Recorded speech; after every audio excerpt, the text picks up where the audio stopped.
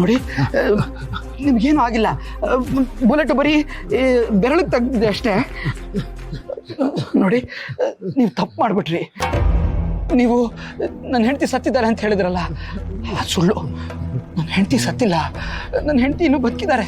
ಅವ್ರು ಯಾವಾಗ ಬೇಕಾದರೂ ವಾಪಸ್ ಬಂದ್ಬಿಡ್ಬಹುದು. ಆದರೆ ಜನಕ್ಕೆ ನಾನು ಎಷ್ಟು ಸಲ ಹೇಳಿದ್ರು ಯಾರು ನನ್ನ ನಂಬ್ತಾ ಇಲ್ಲ. ನೀವು ಅದನ್ನ ಆ ಥರ ಮಾತಾಡಿ ತಪ್ಪು ಮಾಡಿಬಿಟ್ರಿ. ನನಗೆ ತಪ್ಪಾಯ್ತು, ಕ್ಷಮಿಸಿ. ನಾನು ಬಾಯ್ ತಪ್ಪಿ ಹಾಗನ್ಬಿಟ್ಟೆ ಅಷ್ಟೇ. ಅಯ್ಯೋ, ನೀವು ನನ್ನನ್ನು ಕ್ಷಮಿಸ್ಬೇಕು. ನಾನು ಹೇಳಿದ್ನಲ್ಲ, ಬೇಕಂತ ಮಾಡಲಿಲ್ಲ, ಅಚಾನಕ್ಕಾಗಿ ನಡೆದದ್ದು. ಬನ್ನಿ ಕೂತ್ಕೊಳ್ಳಿ, ಬನ್ನಿ.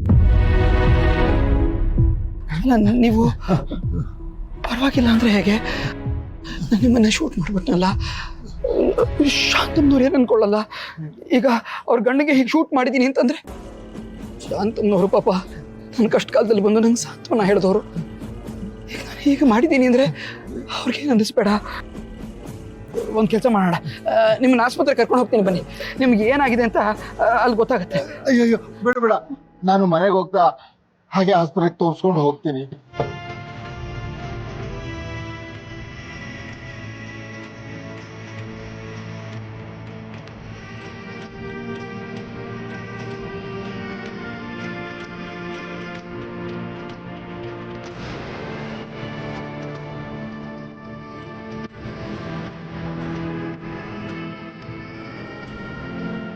ನೋಡಿ, ಈ ದುಡ್ಡು ತಗೊಳ್ಳಿ, ಆಸ್ಪತ್ರೆಗೆ ಹೋಗಿ ನಿಮ್ಗೇನಾಗಿದೆ ಅಂತ ತೋರಿಸ್ಕೊಳ್ಳಿ.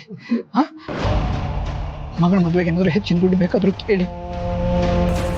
ಆಯ್ತು, ನನ್ನನ್ನು ಕ್ಷಮಿಸ್ಬಿಡಿ.